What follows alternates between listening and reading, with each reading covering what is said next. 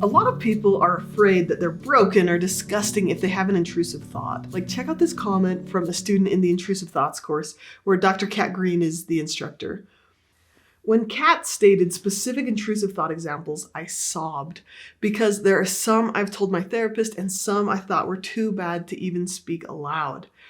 I was never sure if people were just placating me when saying that these thoughts are normal, but to have someone stating examples really made me believe that for the first time.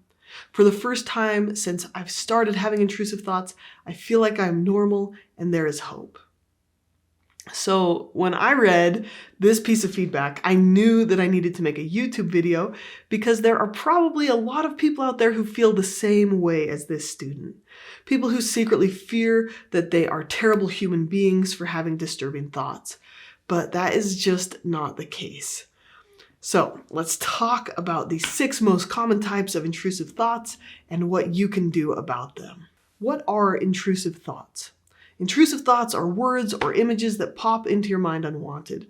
They're often disturbing. They have little to do with what you're doing or with reality. And the thoughts that are distressing can seem really loud, demanding your attention.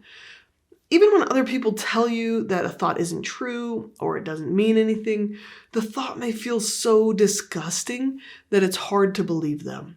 And these thoughts might make you wonder if you're secretly a terrible person. Maybe you think that if they really knew how dark your thoughts were, they'd be horrified. And while intrusive thoughts can be really uncomfortable, you're going to learn that they don't mean anything about you. Study after study after study has shown that almost everyone has intrusive thoughts from time to time. Random, unwanted, disturbing thoughts are actually the norm, and almost everybody has intrusive thoughts at some time. Healthy people, average people, anxious people, calm people, people with OCD, they all have them. Most people just brush them off. But for people with OCD or anxiety disorders, intrusive thoughts can feel very intense. And then the way they respond to the intrusive thoughts can make them louder. So first, let's cover the top 6 most common types of intrusive thoughts, and then we're going to briefly talk about how you can stop feeding them. So here's the 6 most common types of intrusive thoughts. Number 1, thoughts of self-harm. These are thoughts like, what if I kill myself? What if I jump off this building? What if I crash my car on purpose? Or if, while you're holding a knife, what if I lose control? What if I cut myself? With intrusive thoughts, you don't want to hurt yourself. The thought frightens you, but if the thought keeps coming back, it can be quite distressing. Okay, number 2 are thoughts of harming others. Again, these are super common. Thoughts like, what if I push someone off the stairs? Or while you're holding a knife, what if I stab someone? What if I push someone in front of a car? What if something I do or don't do harms someone I care about?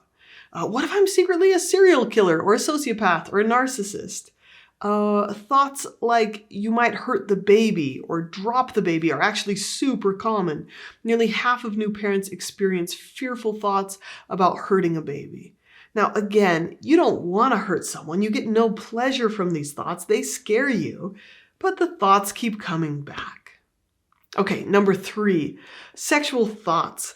These include fear of doing a sexual act with a child, fears that you have or that you will touch someone inappropriately, visualizing someone naked, and fearful thoughts about gender or sexual identity. For example, persistent thoughts of being gay despite being straight. Okay, number 4, immoral or religious blasphemous thoughts. These are thoughts like, what if I committed a sin? What if I'm not 100% honest? What if I break this religious rule? This subset of OCD is called scrupulosity. Okay, number 5 is self-doubts and mistakes. These are what ifs, What if I'm actually not good at my job? What if I made a mistake? This is fear of doing something embarrassing, like shouting profanity in a quiet church service. Thoughts of like, what if I cheat on my spouse? What if I don't actually love my wife, even though she means the world to me, right? These just persistent doubts. And number 6 is contamination fears, health fears. These are things like, oh, what if my hands have germs? What if I have cancer? What if I have COVID? What if I have HIV? And then also fear of sticky substances, bodily fluids, household cleaners, and like thoughts like, oh, what if I contaminate someone else? Now, there is a seventh category, which I'm grouping separately, and these are unwanted thoughts of past trauma, and these include bad memories and flashbacks. And these are connected more to actual events and PTSD than to just random thoughts. So that's why they're in their own category. Okay, so those are the 6 most common intrusive thoughts that people have. So now let's just talk briefly about what you can do about them. So when it comes to intrusive thoughts, the first thing to remember is that having them doesn't mean anything about you. Again, most people have intrusive and unwanted thoughts. The difference with OCD is how you react to them. Researchers studied 777 college students in 13 countries and found that 94% of them had experienced unwanted or intrusive thoughts in the last 3 months. So having these thoughts doesn't mean there's something wrong with you. One difference between someone who's healthy and someone with OCD is that someone with OCD will start to worry, what does this thought mean about me? Does it mean I'm a pedophile? Does it mean I'm violent? And they'll get stuck in this cycle of trying to suppress or resist or control thoughts. But the way the brain works, whatever we give attention to, the brain makes louder. So those fearful attempts to control those thoughts just makes them feel stronger and stronger. Having a thought doesn't mean you'll act on it. Therapists who specialize in OCD treatment spend much of their day doing exposure therapy with clients. So they'll take a client who has the thought like, oh, what if I push someone down the stairs? And they'll take that client to a stairway and they'll stand with their back to the client and the thought probably pops up, but then no action is taken. Or they'll hand knives to someone with thoughts of cutting someone. Now, by the way, I am not necessarily saying that you should try exposure therapy on your own. So if you're experiencing OCD or anxiety, of course, I recommend working with a licensed professional who knows how to use exposure therapy. But this process works. Exposure response prevention, it's uncomfortable at first.